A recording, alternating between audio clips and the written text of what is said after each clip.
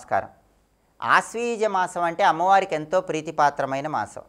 ఈ మాసంలో అమ్మవారి అనుగ్రహం కలగటానికి గృహంలో అఖండ దీపం వెలిగించుకుంటే ఉత్తమ ఫలితాలు కలుగుతాయి.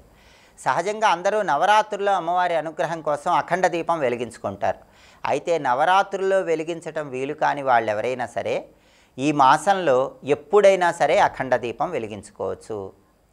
అఖండ దీపాన్ని శనివారం ప్రారంభించి వెలిగించినట్లయితే జాతకంలో ఉన్న శని దోషాలు తొలగిపోతాయి. శని కార్యసిద్ధిని కలిగింపజేస్తాడు. శని దోషాలు ఉంటే పనులు ఆలస్యం అవుతూ ఉంటాయి.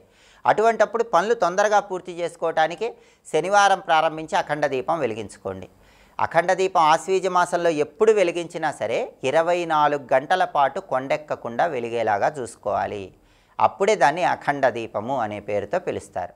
అయితే అఖండ దీపం వెలిగించేటప్పుడు ప్రత్యేకమైన నియమాలు పాటించాలి.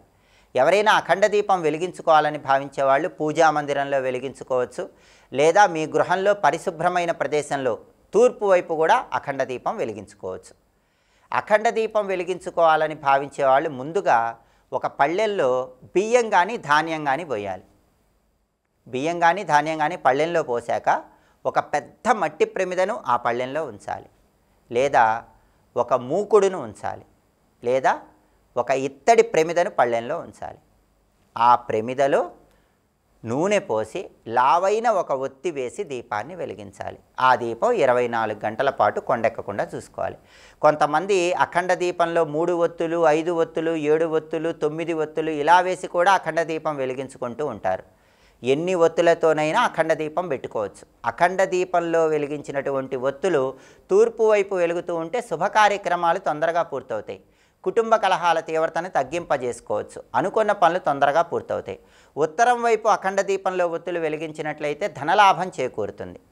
అఖండ దీపం వెలిగించగానే ముందు దానికి తప్పనిసరిగా కొబ్బరికాయ కొట్టాలి. అఖండ దీపాన్ని పుష్పాలతో అలంకరణ చేసుకోవాలి.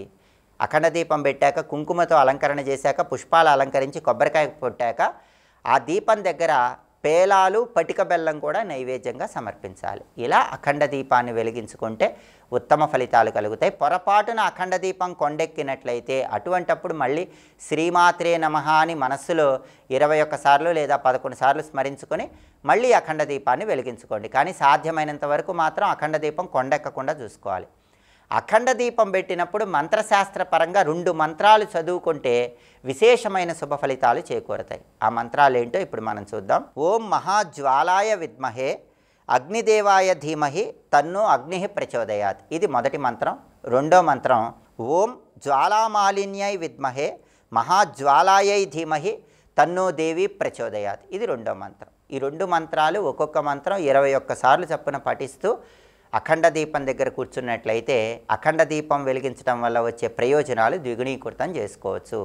ఆశ్వీజ మాసం అంటే అమ్మవారికి ఎంతో ప్రీతిపాత్రమైన మాసం కాబట్టి మీ కష్టాలు, బాధలు, సమస్యలు ఇవన్నీ పోగొట్టుకోవటానికి ఈ మాసంలో ఎప్పుడైనా సరే 24 గంటల పాటు వెలిగేలాగా అఖండ దీపం వెలిగించుకోండి.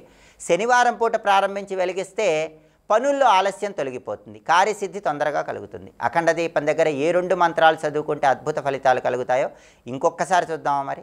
ఓం మహాజ్వాలాయ విద్మహే అగ్నిదేవాయ ధీమహి తన్నో అగ్ని ప్రచోదయాత్. ఇది మొదటి మంత్రం. రెండో మంత్రం ఓం జ్వాలామాలిన్యై విద్మహే మహాజ్వాలాయై ధీమహి తన్నో దేవి ప్రచోదయాత్. ఇది రెండో మంత్రం. మంత్రాలు చదువుకొని అఖండ దీపం పెట్టండి. అమ్మవారి సంపూర్ణమైన అనుగ్రహానికి ప్రతి ఒక్కరూ సులభంగా పాతులకండి. స్వస్తి.